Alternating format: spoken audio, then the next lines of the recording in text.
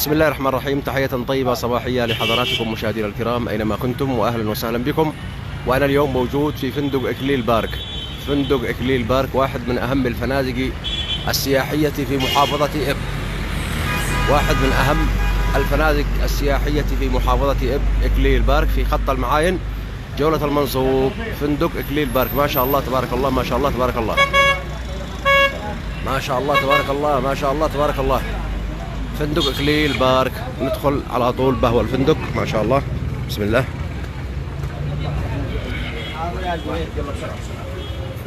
ما شاء الله تبارك الله. حي الله من جسد. وعليكم السلام ورحمة الله وبركاته. صباح الخير والعافية يا أستاذ، حي الله من جسد. شكرا على حسن الاستقبال وعلى كرم الضيافة. أنتم بيت النزيلي من أفضل الناس ومن أجمل الناس. أتمنى لكم لرئيس مجلس الإدارة التوفيق والنجاح، ولكم أنتم المدير العام التوفيق بحولي وقوتي إن شاء الله. بسم الله. نعمل جولة مشاهدينا الكرام في الفندق.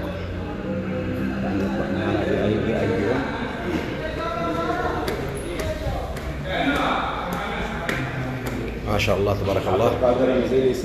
الله يبارك لك. سلامي للشيخ عبد القادر النزيلي رئيس مجلس الإدارة صاحب الفندق.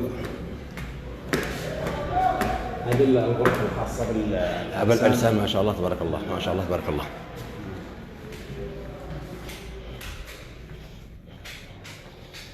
هذه غرف طبعا في اي بي مشاهدينا الكرام مع الجاكوزي، وهذا طبعا السونا. ما شاء الله تبارك الله. جاكوزي وسونا مشاهدينا الكرام خاص بالعرسان.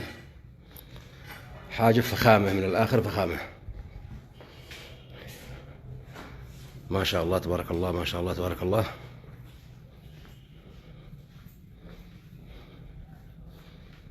ما شاء الله. هذا في محافظة إب أخي الغالي، في محافظة إب، واحد من أكبر الفنادق السياحية في بلادنا في محافظة إب خط المعاين. هذه إن شاء الله تدخل إن شاء الله. تفضل أطلعك على بسم الله. الدورة السادسة نطلع أسانسير. أيوة أسانسير. أيوة. في محافظة إب أخي الغالي، في محافظة إب خط المعاين جولة المنصوب.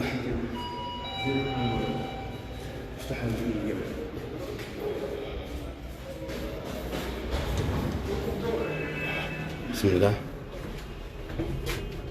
نطوف على باقي الأقسام مشاهدينا الكرام. باقي معنا أقسام في اي بي، وفي أجنحة خاصة وراقية مكونة من غرفة عائلية وغرفتين، غرفة سريرين وغرفة سريرين وصالة.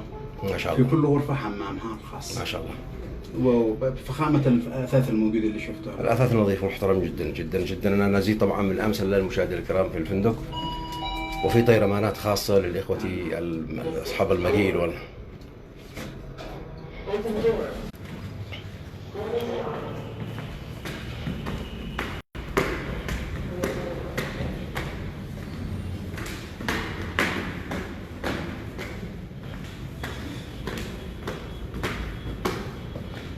طبعا هذا الدور الأخير مشاهدينا الكرام. الطيرمانات تقع في أجمل مكان. وفي طيرمانات خاصة فوق. تفضل. في طيرمانات خاصة. أيوه. هذه عبارة عن صيانة ومجالس فردية، كل واحد حمامها.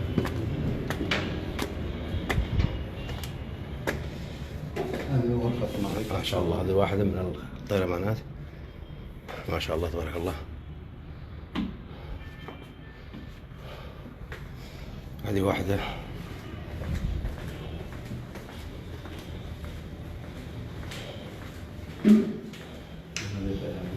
وهذا مجلس ضخم وكبير ما شاء الله، يصلح لمناسبات الأفراح والتخرج وما في مستواها.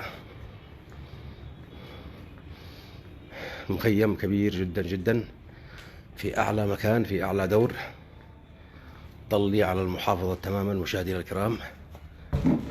هذه المزارع الخاصة، هذه المدينة مباشرة.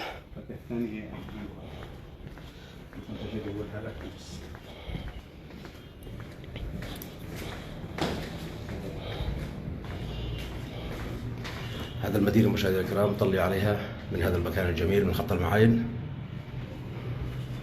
ما شاء الله تبارك الله. هذه واحدة من طيرمانات الجميلة والرائعة.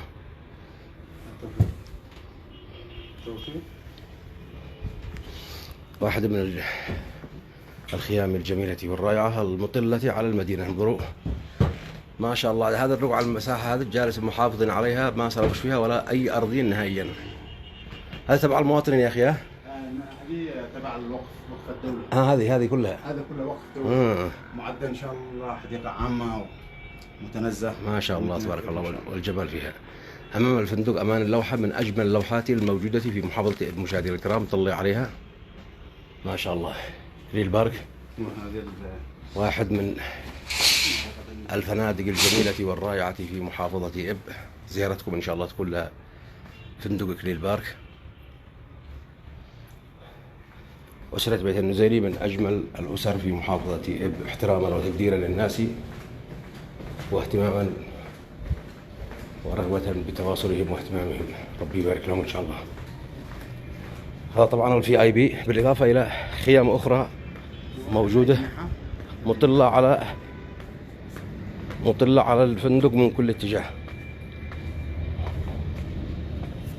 ننزل نشوف الجناح في اي بي. ايوه جناح. تفضل.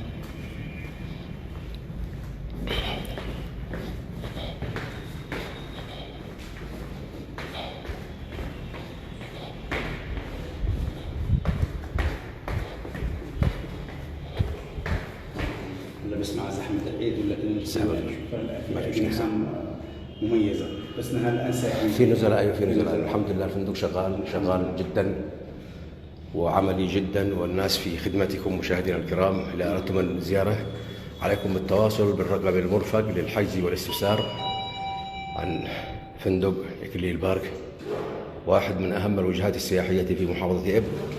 هذا الفندق الجميل والرائع. ربي يبارك البيت النزيلي ويحفظهم ويرعاهم. الله يحفظهم. أو على الرقم الفندق هذا رقم الفندق 47955333 47955333. هذا فندق إكليل. الموقع يا أخي في شارع في خط المعاين أو في أيوة. المعاين جولة المنصوب. أي جولة المنصوب. نشوف الجناحات بس. يا عيال يا بدر، بس هذا كله ساكن مسكون. هي مش لك اللي على الوادي ولا جناح الملك يا عيال.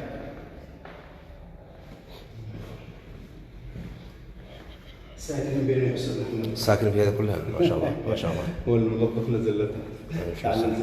يلا اوكي. هذا الايام مع اجواء العيد موسم العيد. وموسم موسمها هو الذي معنا الاربع اشهر هذه او ثلاث اشهر هذه الماطره هي تكون فيها حاجه ثانيه. بعدها بهو الفندق جميل يا اخي، والدرج واسعه ومريحه وجميله ورائعه ومخرج طوارئ وكل شيء. هذا شوف هذه مثلا اجنحه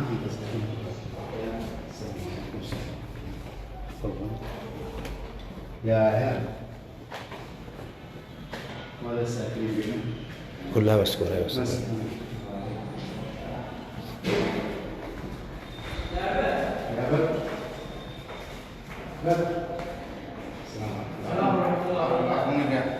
ساكن بين أستاذ محمد. ما في شيء. الغرف طبعا حاجه من الاخر مشاهدينا الكرام. انا ساكن في واحد من الاجنحه الجميله والمهمه في اي بي، واشهد لله انه فندق على ارقى مستوى وعلى ارقى جمال. وطبعا بمجرد ما علموا مشاهدينا الكرام اننا موجود، قالوا اخ محمد استضافتك موجوده عندنا واهلا وسهلا بك. طبعا قد نزل هنا عندهم توفيق الأضرعي، نزل عندهم يحيى إبراهيم، ونزلوا عندهم كثير من المشاهير كانوا ساكنين في فندق إكليل بارك في محافظة إب خط المعاين. ما شاء الله تبارك الله ما شاء الله تبارك الله. هذه واحدة من الغرف من عينة الغرف مشاهدينا الكرام مع مجلس تبع الجناح. ايوه تبع الجناح. ايوه يعني يكون سريرين ايوه حمام لحاله. وهذا ايضا هذا طبعا جناح خاص مشاهدينا الكرام. الغرفة 207 و206 و205 هذه كلها جناح. هذا الغرفة رقم 2. هناك غرفة الأولاد هنا وهذه غرفة الأولاد. ما شاء الله تبارك الله، ما شاء الله تبارك الله، ما شاء الله تبارك الله. نظافة وحاجة من الآخر جميلة جدا وفخمة ورائعة. وهذه مثلا غرفة عائلية. طبعا كل غرفة معها حمام خاص. كل غرفة معها حمام خاص. ما شاء الله تبارك الله، ما شاء الله تبارك الله. هذا فندق إكليل بارك، إكليل بارك مشاهدينا الكرام، خط المعاين جامعة المنصوب، أمام بيت المحافظ، أمام طلعة المحافظ. داخل المحافظ. المعاين أيوه. وهذا الأولاد الناشئين الله معهم الشباب هذا يشتغلوا ما شاء الله. ما شاء الله. سأخرج معكم مشاهدينا الكرام للشارع، أوريكم بس الشارع فينه، أين جامعة المنصوب وأين طلعة المحافظ، والفندق أمامها بالضبط. أكبر فندق يمكن في محافظة إب في الشكل، لأنه كبير جدا وواسع جدا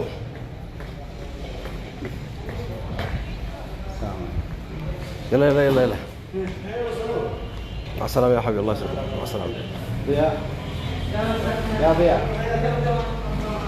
هذا الولد ضياء. حيا الله من جد ضياء، كيف حالك؟ الله يحفظك. أحسن. الله يبارك لك يا عزيزي، شكرا يا حبيبي. مع السلامة. مع السلامة يا حبيبي، الله يبارك. هذه جامعة المنصوب، جامعة المعاين أيوه. وهذه طلعت بيت المحافظة. وهذا خط صنعاء، طريق صنعاء. وهذا الفندق مشاهدينا الكرام، فندق ضخم ضخم ضخم ما شاء الله تبارك الله. إكليل ماركت، وهذا طبعا فندق إكليل ماركت. الله يحفظك، تحياتي الله عليكم يا حبيبي. طيب. تحية طيبة مشاهدينا الكرام، السلام عليكم ورحمة الله وبركاته. بارك الله فيكم، مع السلامة.